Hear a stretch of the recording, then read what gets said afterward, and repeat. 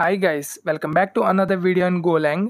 Guys, మనం ప్రీవియస్గా వచ్చేసి షార్ట్ ప్యాకేజ్ గురించి అయితే మాట్లాడుకున్నాం కదా. ఆ షార్ట్ ప్యాకేజ్ యూస్ చేసుకుని అరేని ఎట్లా షార్ట్ చేయాలి అసెండింగ్ ఆర్డర్లో అనేది తెలుసుకున్నాం. ఈ వీడియోలో వచ్చేసి మ్యాథ్ ప్యాకేజ్ గురించి అయితే మాట్లాడుకుందాం. ఈ మ్యాథ్ ప్యాకేజ్ ఎందుకు యూస్ చేస్తామంటే, బిఫోర్ దట్ ఆ విషయం తెలుసుకునే ముందు అర్థమెటిక్ ఆపరేటర్స్ ఎందుకు యూస్ చేస్తాం మనం? Addition, subtraction, multiplication, division, modulus, ఈ థింగ్స్ అన్ని పర్ఫామ్ చేయడానికి మనం అర్థమెటిక్ ఆపరేటర్స్ అయితే యూస్ చేసుకున్నాం. But for example square root find చేయాలి, లేదా క్యూబ్ రూట్ ఫైండ్ చేయాలి, లేదంటే మ్యాక్సిమం వాల్యూ ఫైండ్ చేయాలి, మినిమం వాల్యూ ఫైండ్ చేయాలి, ఇట్లాంటి మ్యాథమెటికల్ ఆపరేషన్స్ అన్ని పర్ఫామ్ చేయడానికి మనకి ఎటువంటి ఆపరేటర్స్ అయితే లేవు. అందుకోసం అని చెప్పి మనం ప్రీడిఫైన్డ్గా మ్యాథ్ ప్యాకేజ్ అనేది మనకి గోలాంగ్లో దొరుకుతుంది. ఆ ప్రీడిఫైన్డ్ మ్యాథ్ ప్యాకేజ్లో మనకి కొన్ని మెథడ్స్ అయితే, కొన్ని ఫంక్షన్స్ అయితే ఉన్నాయి. ఆ ఫంక్షన్స్ యూస్ చేసుకుని మనం మరిన్ని మ్యాథమెటికల్ ఆపరేషన్స్ అయితే పర్ఫామ్ చేయొచ్చు. ఏమేమి ఫంక్షన్స్ ఉన్నాయి అవి అన్నీ నేను ఒక వర్డ్ డాక్యుమెంట్లో అయితే రాసి పెట్టి ఉంచాను. సో దట్ ఇది వచ్చేసి కంప్లీట్గా ఒక 6 పేజెస్ అయితే ఉంది. సింపుల్గా నేను డైరెక్ట్ ఒక మెథడ్ చెప్పడం, దాన్ని కాపీ పేస్ట్ చేసి మీకు ఎక్స్ప్లెయిన్ చేసేస్తాను. సింపుల్గా అర్థం చేసుకోవడానికి ట్రై చేయండి. రైట్, ఫస్ట్ వచ్చేసి బేసిక్ మ్యాథమెటికల్ ఫంక్షన్స్ చూద్దాం. అందులో వచ్చేసి అబ్సల్యూట్ వాల్యూ ఇది చూడండి. The function removes the negative sign from a number. అంటే ఏంటంటే, మీరు ఏదైనా ఒక నెగిటివ్ నెంబర్ ఇచ్చారనుకోండి, దాన్ని పాజిటివ్ కింద కన్వర్ట్ చేస్తుంది. ఓకేనా? సింపుల్ ఎగ్జాంపుల్ ఇక్కడ మనం చూద్దాం. ఫస్ట్ ఆఫ్ ఆల్ మీరు ఈ మ్యాథ్ ప్యాకేజ్ యూస్ చేసుకోవాలంటే కనుక ఇంపోర్ట్ చేసుకోవాలి కదా. దానికోసం వచ్చేసి ఇట్లా అయితే ఇంపోర్ట్ చేసుకోవాలి. మీకు ఇదంతా తెలుసు, మనం ఇదని ప్రతి వీడియోలో చేస్తున్నదే. లైక్ దిస్, ఇట్లా అయితే మనం మ్యాథ్ ప్యాకేజ్ని ఇంపోర్ట్ చేసుకుంటాం మన కోడ్లోకి. నెక్స్ట్ వచ్చేసి అబ్సల్యూట్ వాల్యూ ఎలా ఫైండ్ చేయాలని చెప్పాను కదా. ఇక్కడ చూడండి, సింపుల్ mat.abs ఇక్కడ రాశాను. mat.abs అంటే అబ్సల్యూట్ వాల్యూ అనమాట. ఇక్కడ నేను వచ్చింది నెగిటివ్ వాల్యూ. రన్ చేస్తున్నాను, చూడండి పాజిటివ్ వాల్యూ అయితే కన్వర్ట్ అయింది. చూసారా? అర్థమైంది కదా గైస్? పాజిటివ్ వాల్యూ అయితే కన్వర్ట్ అయింది. What ever it is, negative value ఇస్తే కనుక it will convert into positive value. అలానే పాజిటివ్ వాల్యూ ఇవ్వకూడదా అని ఏం కాదు. ఓకే, మనం పాజిటివ్ వాల్యూ ఇచ్చినా, నెగిటివ్ వాల్యూ ఇచ్చినా, ఏ వాల్యూ ఇచ్చినా సరే it will returns positive value only, absolute value. అర్థమైంది కదా పాజిటివ్ అబ్సల్యూట్ గురించి, అబ్సల్యూట్ ఫంక్షన్. అండ్ నెక్స్ట్ వచ్చేసి మ్యాక్స్ ఫైండ్ చేయడం. సింపుల్ చూడండి, ఇది నేను ఎల్లో కలర్లో హైలైట్ చేస్తుందంతా మెథడ్ యొక్క సింటాక్స్, అండ్ గ్రీన్ కలర్లో వచ్చేసి ఒక చిన్న ఎగ్జాంపుల్ అనమాట. ఓకేనా గైస్? రైట్, నెక్స్ట్ చూస్తే మ్యాక్సిమం వాల్యూ. ఏదైనా 2 వాల్యూస్ ఇస్తే కనుక రెండిట్లో మ్యాక్సిమం ఏదైతే అది రిటర్న్ చేస్తుంది. ఓకే, ఎగ్జాంపుల్ చూద్దాం. ఇదంతా తీసేద్దాం. ఓకే, ఉంచుదాం. మ్యాక్స్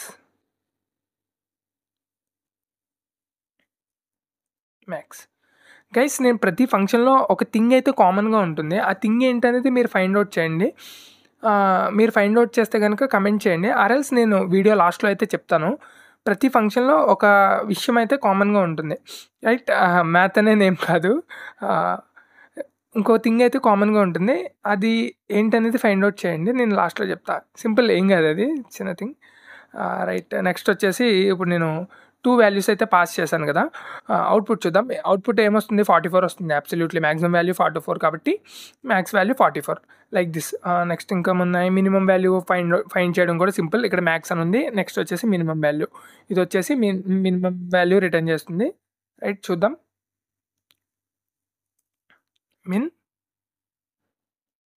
ఇది వచ్చేసి ఫర్ ఎగ్జాంపుల్ మీకు ఈజీగా అర్థమవడం కోసం నేను పెట్టింది స్ట్రింగ్, అది తెలిసిందే కదా. లైక్ నార్మల్ వాల్యూసే కాదు, ఫ్లోట్ వాల్యూస్ అని ఇచ్చుకోవచ్చు మనం. ఫ్లోట్ వాల్యూస్ ఇచ్చినా సరే మనకి అవుట్పుట్ అయితే వస్తుంది.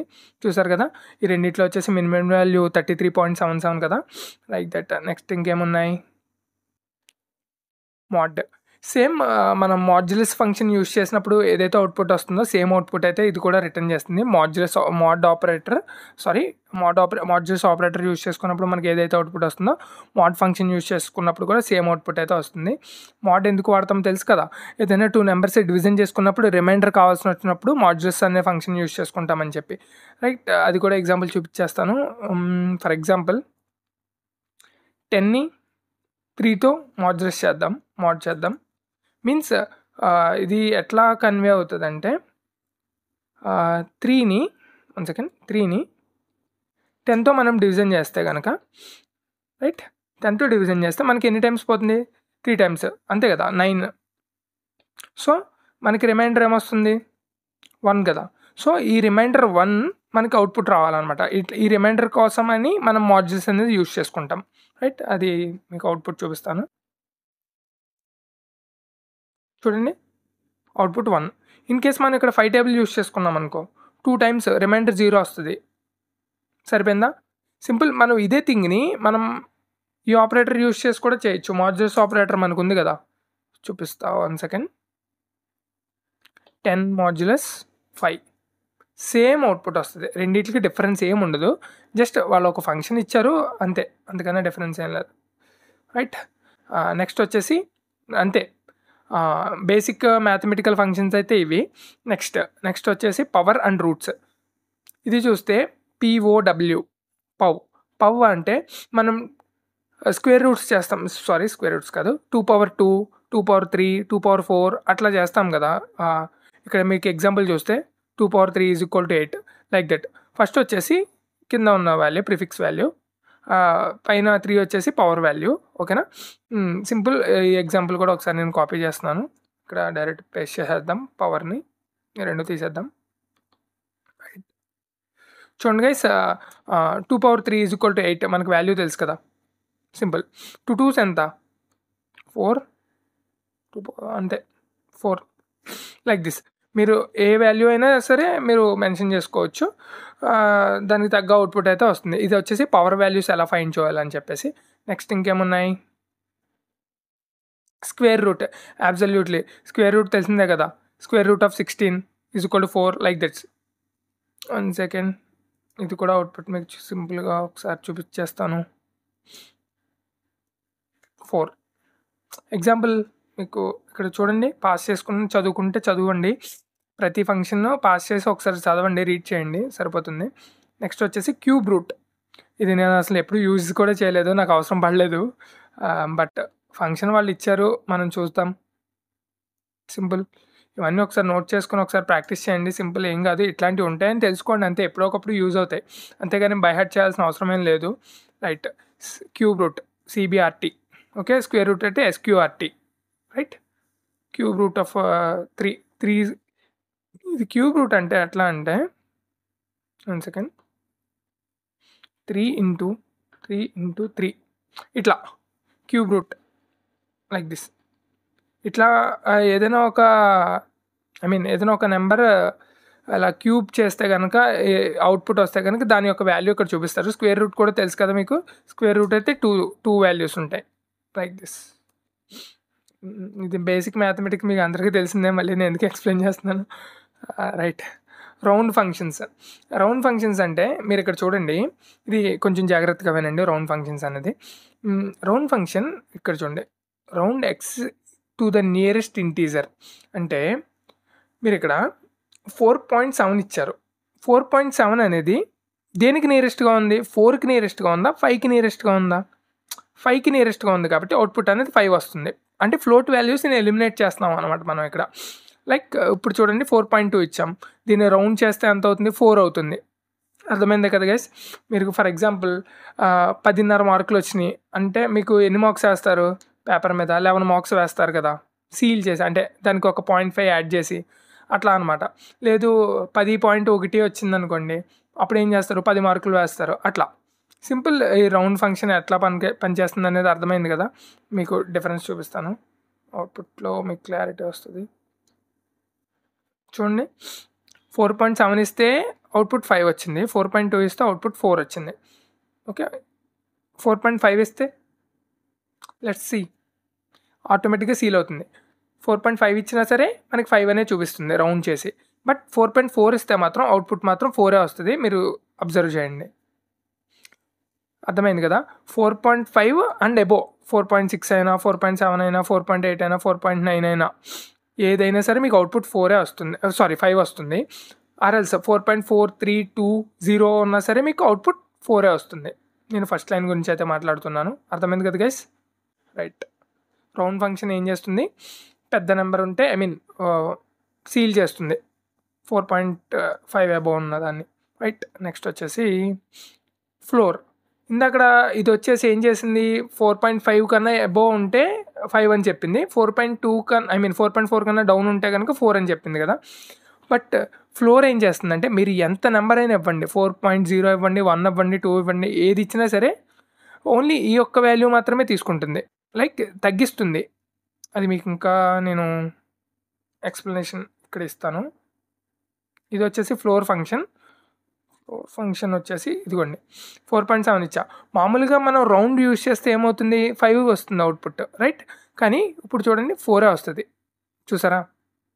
అంటే ఇక్కడ ఫ్లోటింగ్ వాల్యూ ఎంతైనా ఉండవ్వండి, మీరు 0 ఇవ్వండి లేదంటే 9 అన్నా ఇవ్వండి, ఫ్లోటింగ్ వాల్యూ మీరు ఎంత ఇచ్చినా సరే ఫ్లోటింగ్ వాల్యూ అనేది పట్టించుకోదు, ఓన్లీ అబ్సల్యూట్ వాల్యూ మాత్రమే ఇస్తుంది, అంటే 4 మాత్రమే ఇస్తుంది. అర్థమైంది కదా? ఫ్లోటింగ్ వాల్యూ ఏది ఉన్నా సరే తీసేస్తుంది. కానీ యాక్చువల్గా మనం అలా థింక్ చేయకూడదు. అది ఎట్లా ఇస్తుందంటే రిటర్న్ ఇక్కడ పాయింట్ వాల్యూలో ఎంత ఉన్నా సరే దాన్ని 0 చేసేసుకుంటుంది అనమాట. సింపుల్, దాన్ని 0 చేసేసుకుని ఈ వాల్యూ, అర్థమైంది కదా? మీకు ఎన్ని పాయింట్ తర్వాత ఎన్ని వాల్యూస్ ఉన్నా సరే అవి పట్టించుకోకుండా దాన్ని 0 చేసేసి దాని యొక్క వాల్యూ అనేది రిటర్న్ చేస్తుంది. ఫ్లోర్ అంటే డౌన్ చేయడం అనమాట, డిక్రీస్ చేయడం. ఓకే, సీల్ అంటే ఇంక్రీజ్ చేయడం, లైక్ దట్. నెక్స్ట్ వచ్చేసి చెప్పాను కదా సీల్. నెక్స్ట్ వచ్చేసి సీల్ ఫంక్షన్. మీరు ఎంత వాల్యూ అని ఇవ్వండి, 4.1 ఇస్తే ఇట్స్ ట్రీట్ యాజ్ 5 కింద ట్రీట్ చేస్తుంది అనమాట. సీల్ అంటే అప్పర్, పెంచడం అనమాట. ఓకేనా? చూడండి, నేను మళ్ళీ అవుట్పుట్ ఇది కూడా ప్రింట్ చేసి చూపిస్తాను, సింపుల్గా మీకు అర్థమైపోతుంది. ఫ్లోర్ ఏం చేసింది చూసారు కదా, సీల్. ఇప్పుడు 4.2 ఉంది, 4.2 ఉంటే ఇట్స్ ఇంక్రీజ్ టు 5, అర్థమైంది కదా? సీల్ అంటే పెంచడం, ఫ్లోర్ అంటే తగ్గించడం. ఇన్ కేస్ మీరు 4.1 ఉన్నా సరే అది 5 కింద ట్రీట్ చేస్తుంది. ఓకే, 4.9 ఉన్నా సరే ఇట్స్ ట్రీట్ యాజ్ 5. ఓకేనా గైస్? రైట్. నెక్స్ట్ వచ్చేసి అంతే, ఈ రౌండ్ ఫంక్షన్స్ అయితే ఇంతే, ఇంతకన్నా ఎక్కువ ఏం లేవు. నెక్స్ట్ ట్రిగ్నోమెట్రీ, మనకు తెలిసిందే కదా, సైన్, కాస్, ఇట్లాంటి ఫంక్షన్స్ మనం మ్యాథ్ ఫంక్షన్ యూజ్ చేసి కూడా క్యాలిక్యులేషన్స్ అనేవి చేయొచ్చు. చూడండి గైస్, ఇక్కడ సైన్, నాకు ట్రిగ్నోమెట్రీలా నేను చాలా వీక్, సో నాకేం తెలీదు ట్రిగ్నోమెట్రీ గురించి. బట్ సైన్ వాల్యూస్ గెట్ చేసుకోవడం అనేది ఓకే, సింపుల్, ఏం లేదు. మ్యాథ్, మీరు ఇక్కడ ఒకటి అబ్జర్వ్ చేయండి, మ్యాథ్ డాట్ సైన్. ఇక్కడ ఇది తీసేస్తాను, ఇది ఏంటనేది 3.14 ఆర్ 180 పెట్టుకోవాలి. 1 సెకండ్. అవుట్పుట్ ఏమొస్తుంది, 0.9. మనకు రావాల్సిన అవుట్పుట్ ఏంటి, 1. సారీ గైస్, ఇక్కడ వచ్చేసి మీరు 180 వేసుకోండి. సైన్ 90 ఎంత, 1 కదా? Oh why, 1 second. Sine 0 value ఎంత, సైన్ 0 వాల్యూ 0, సైన్ 90 వాల్యూ 1 కదా? నాకు తెలీదా, లేకపోతే 1 సెకండ్ గైస్.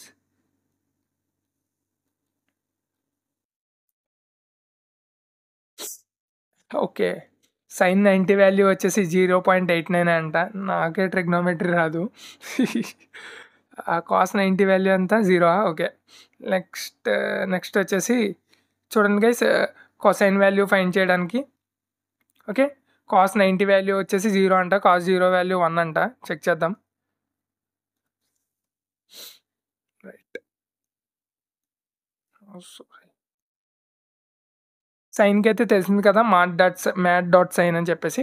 ఇప్పుడు వచ్చేసి కాస్ వాల్యూ ఫైండ్ చేద్దాం. Simple, math dot cos, simple 0, cos 0 అంటే 1, కాస్ 90 అంటే 0. Oh, cos 90 value minus something ఉంది, నేను మర్చిపోయానా? కాస్ 90 వాల్యూ, ఓ సారీ, తెలియదు గైస్, నాకు ట్రిగ్నోమెట్రీ రాదు. సో దట్ ఇవన్నీ ఎప్పుడో చదువుకున్నాయి, గుర్తులేవు ఈ వాల్యూస్ అనేవి. బట్ ఉంటాయని తెలుసుకోండి. ట్యాన్ ఫైండ్ చేయాలన్నా సరే ట్యాన్ వాల్యూ.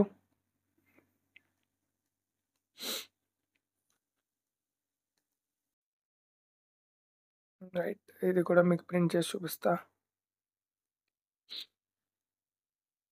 ఇక్కడ మీరు చూడండి 1 వచ్చింది. బట్ ఇక్కడ మీరు ఒకటి అబ్జర్వ్ చేయండి, ఇక్కడ ఏ నెంబరు లేదు, మ్యాట్ డాట్ పిఐ అని ఉంది. పిఐ అంటే ఏంటంటే పై వాల్యూ అనమాట. ఇది కొన్ని కాన్స్టెంట్ వాల్యూస్ కూడా ఉంటాయి, అవి నేను మీకు ప్రింట్ చేసి చూపిస్తా. పై వాల్యూ ఏమొస్తుంది, మ్యాట్ డాట్ పిఐ అంటే ఎంత వాల్యూ, ఎంత 3.14 అని వస్తుంది. చూసారా? ఇట్లాంటి కొన్ని వాల్యూస్ ఉంటాయి మనకి మ్యాథమెటిక్స్లో కొన్ని అట్లాంటి వాల్యూస్ అన్నిటిని వీళ్ళు కాన్స్టెంట్స్ కింద స్టోర్ చేసి ఉంచుతారు. మీరు తర్వాత ఎప్పుడైనా అవసరమైనప్పుడు చెక్ చేయండి. నేను ఈ కాన్స్టెంట్స్ అయితే చూడలేదు మ్యాథ్ ప్యాకేజ్లో, జస్ట్ ఫంక్షన్స్ మాత్రమే రాసి ఉంచాను ఇందులో. ఓకేనా, పెద్ద యూజ్ లేదు, ఇంట్రెస్ట్ ఉంటే చూడండి. That's it. నెక్స్ట్ వచ్చేసి లాగర్థమెటిక్ అండ్ ఎక్స్పోనెన్షియల్ ఫంక్షన్స్. మీరు చూస్తే లాగ్ వాల్యూస్ ఫైండ్ చేయాలంటే లాగ్ ఫంక్షన్ ఉంది. మ్యాథ్ డాట్ లాగ్ అంటే లాగ్ వాల్యూ ఇస్తే కనుక లాగ్ అవుట్పుట్ అయితే వస్తుంది. సింపుల్. ఇది కూడా ఒక ఎగ్జాంపుల్ చూద్దాం వర్క్ అవుతుందా లేదా అనేది. రైట్, చూడండి లాగ్ 10 వాల్యూ వచ్చేసి 2.3 అంట. మన మ్యాథ్స్లో పక్కా వీక్, మనకి తెలీదు. ఇది చూస్తే నెక్స్ట్ వచ్చేసి మ్యాథ్స్లో వచ్చేసి లాగ్ బేస్ 10. మీకు ఎట్లా చెప్పాలి బేస్ 10 అంటే? సారీ గైస్, మీకు ఇది ఎక్స్ప్లెయిన్ చేయాలంటే వేరే కాన్సెప్ట్కి వెళ్ళిపోతాం. వద్దు. లాగ్ బేస్ 10 వాల్యూ వచ్చేసి బేస్ 10 ఆ ఫంక్షన్ అయితే ఉంది లాగ్ బేస్ 10. రైట్. నెక్స్ట్ వచ్చేసి ఎక్స్పోనెన్షియల్ అంటే e⁻2 e⁻3 అని చెప్పి మనం రాసుకుంటాం కదా, ఎక్స్పోనెన్షియల్ వాల్యూస్ అని చెప్పి మ్యాథ్స్లో ఉంటాయి ఇవన్నీ. అది ఏంటి అనేది నేను ఎక్స్ప్లెయిన్ చేయలేను, ఎందుకంటే మా మ్యాథ్స్ సార్ కూడా నాకు ఎక్స్ప్లెయిన్ చేయలేదు కాబట్టి. గైస్, మీకు లాస్ట్లో ప్రతి ఫంక్షన్కి ఒక థింగ్ అయితే కామన్గా ఉందని చెప్పాను కదా, అదేంటంటే మీరు ఇక్కడ అబ్జర్వ్ చేయండి. ఫంక్షన్లో ఫస్ట్ లెటర్ ఎప్పుడు క్యాపిటల్స్తోనే స్టార్ట్ అవ్వాలి. ఇంకోండి, SQRT, మినిమంలో M, మ్యాక్సిమంలో M. అర్థమవుతుందా?